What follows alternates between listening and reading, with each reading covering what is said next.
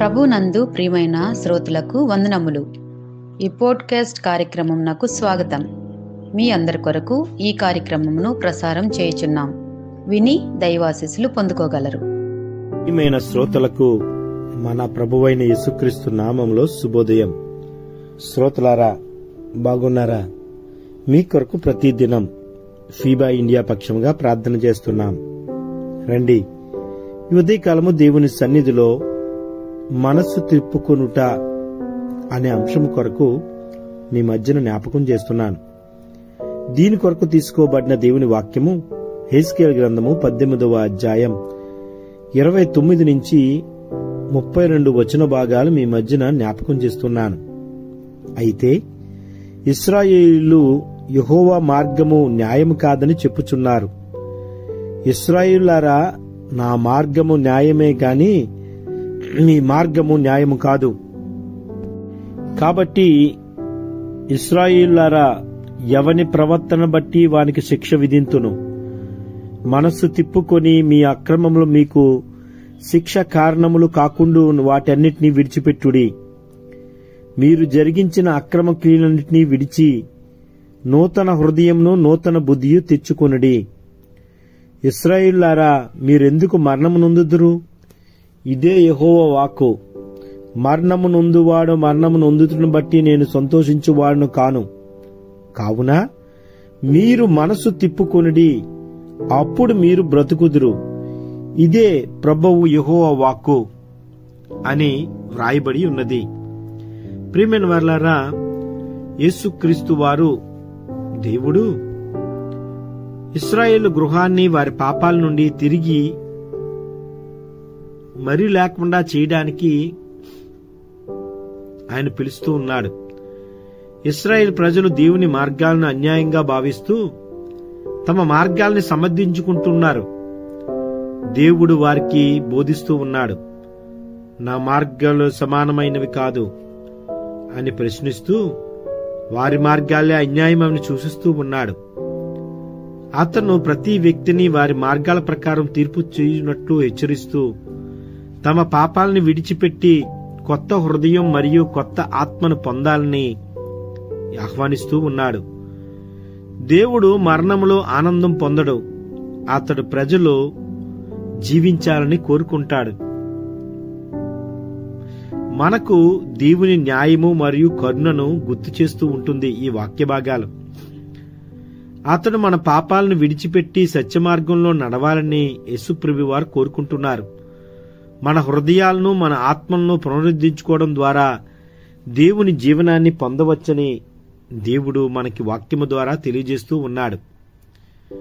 7 విషయాల ద్వారా ఈ 4 వచనాల నుండి దేవుడు మనతో మాట్లాడుతూ ఉన్నాడు. హెస్కేలు ద్వారా దేవుడు ఇశ్రాయేలు ప్రజలకు మాట్లాడుతూ ఉన్నాడు. దేవుని మార్గాలు న్యాయమైనవి అని బోధిస్తూ ఉన్నాడు. ఇశ్రాయేలు గృహం దేవుని మార్గాలను అన్యాయంగా భావించినప్పటికీ దేవుడి మార్గాలే అన్యాయమైనవని స్పష్టం చేశాడు. రెండోది, వ్యక్తిగత తీర్పు ఉంటుందని గుర్తు చేశాడు.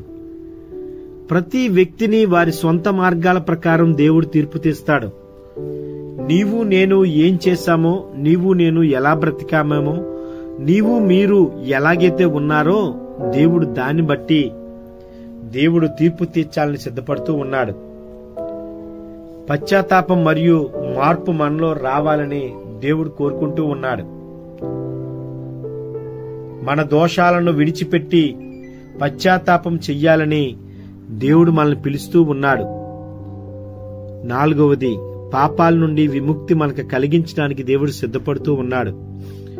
తమ పాపాలను విడిచిపెట్టడం ద్వారా అవి వారికి అడ్డంకిగా మారకుండా ఉండాలని దేవుడు కోరుకుంటూ ఉన్నాడు, సూచిస్తూ ఉన్నాడు.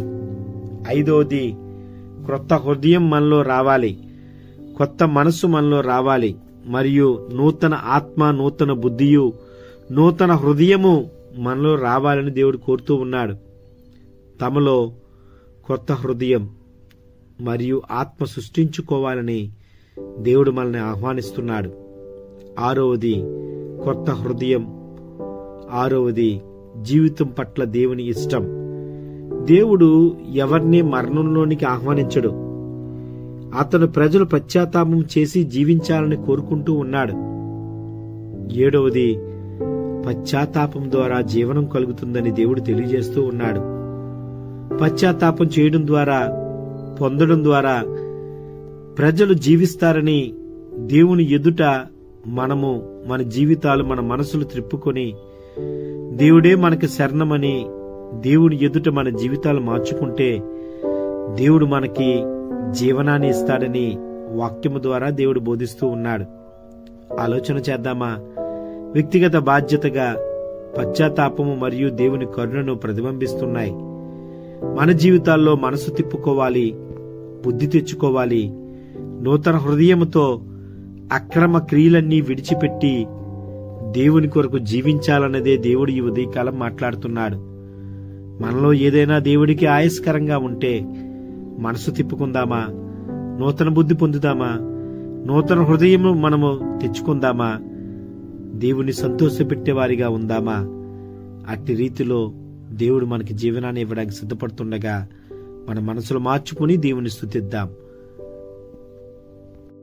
ఈ కార్యక్రమమును గూర్చి మీ సలహాలు మరియు మీ ప్రార్థనా అవసరతల కొరకు మమ్మను సంప్రదించవలసిన మా ఫోన్ నంబర్ 9480585039 మరియు ఈమెయిల్ ఐడి info@fibaonline.org.